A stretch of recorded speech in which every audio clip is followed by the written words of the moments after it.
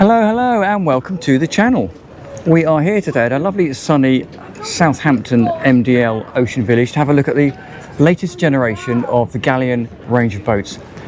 Now, whilst I'm an independent video maker, I do love these Galeon boats, and you've only got to look at this shot here and understand why. So this, I'm just going to dart past this flag.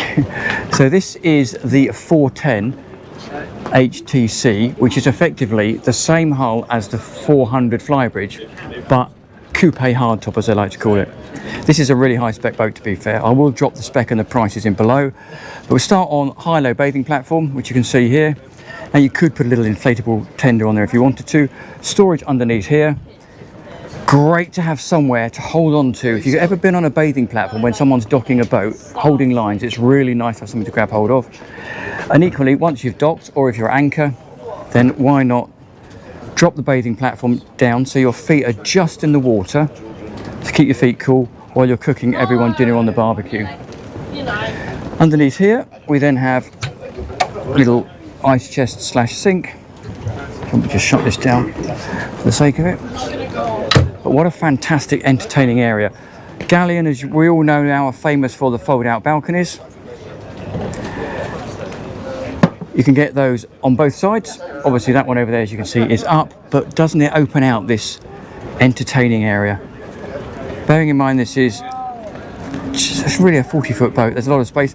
This little seat here drops down, so you can have it as a perch seat. High-low table over there. I'll just go back over to the other side over here. Again, you can see fantastic seating area there. And because there's no stairs, because obviously this is a hard top, not a flybridge, you get the full aperture on the back of this sort of cockpit to saloon area. Twin sliding sunroofs, one over the back here, and you can see the other one in over there, and a really clever door system. So this door, if I can get this right, I'm not going to get it right, am I?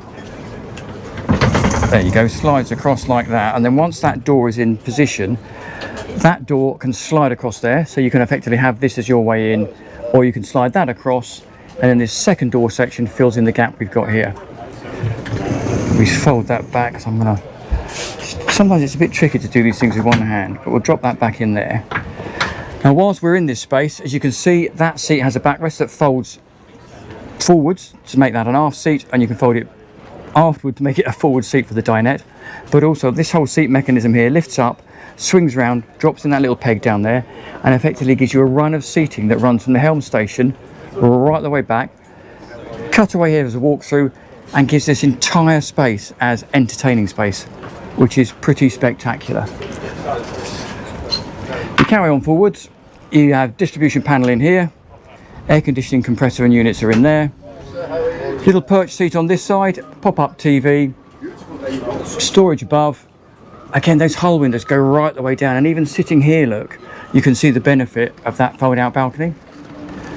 Really nice to see a bench seat for the helm rather than two single seats. And again, you'll notice that side door there slides right the way across, so it just lets the light and the sun and the air flow through. I think there's 6 engine options on this boat, ranging from DPH outdrives to pods through to shafts. So what you've got here depends on the engine options. They're all Volvo Pentas. Really nice driving position. Bow thruster. Raymarine, what was that? Yeah, Raymarine equipment. Incredibly large single piece windscreen, giving you a really good view forwards, and obviously lovely through the sunroof. And then over on the port side is your galley up. Storage, cooker, hob, fridge, double sinks over here. And then we head down this little curved walkway, takes us down below. First thing we're going to do is take a step forward. Now, this is the forward cabin. Now, whether you class this as a VIP or not is absolutely down to you. Scissor berth, so that berth goes over to that side, and that berth folds over that side. So you have 2 singles or a very large double as it is here, benefiting from those hull windows. And if there weren't cushions above us, all of this glass panel would be throwing light in here as well. The way that they work their LEDs in here is just incredible. Row of storage down there, another wardrobe, hull window. Watch what's behind the door, if anything. No, there's nothing down there. But then this has a shared heads, As you can see down there, to maximise the space, to give you a really big shower, they've put the loo in the shower, which is pretty straightforward, not uncommon, but just gives you a bit more space. Again, you can see big hull windows. There is, if I go in the shower here, you can see very stylish little sink behind the door.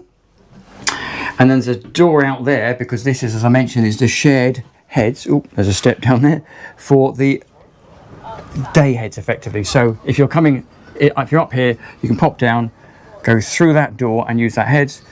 And then one step down here, we have the master cabin. Now, obviously, because this is a 40-foot boat, it is restricted somewhat on headroom, but it does make for an absolutely fantastic cabin. TV over there, lots of storage, big hull windows. Again, the beautiful Galeon inset lighting. There is sitting room above both sides, so as you can see, it does cut away over that side as well. And here, by the helm station, there's a bigger cutaway, which gives you effectively standing headroom on 1.73 meters. If I cut down over here, what a beautiful space. Really nicely finished. Storage all around, as you'd expect, and then that comes with its own ensuite heads, which now has separate loo station, separate shower, rainfall shower there, and the usual bits and pieces in there. And then again behind us here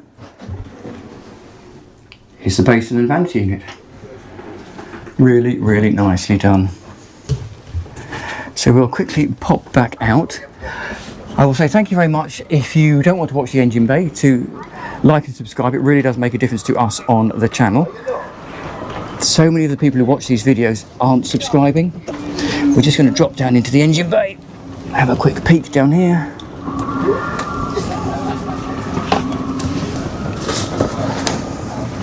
So as I mentioned, there are a number of engine options down here.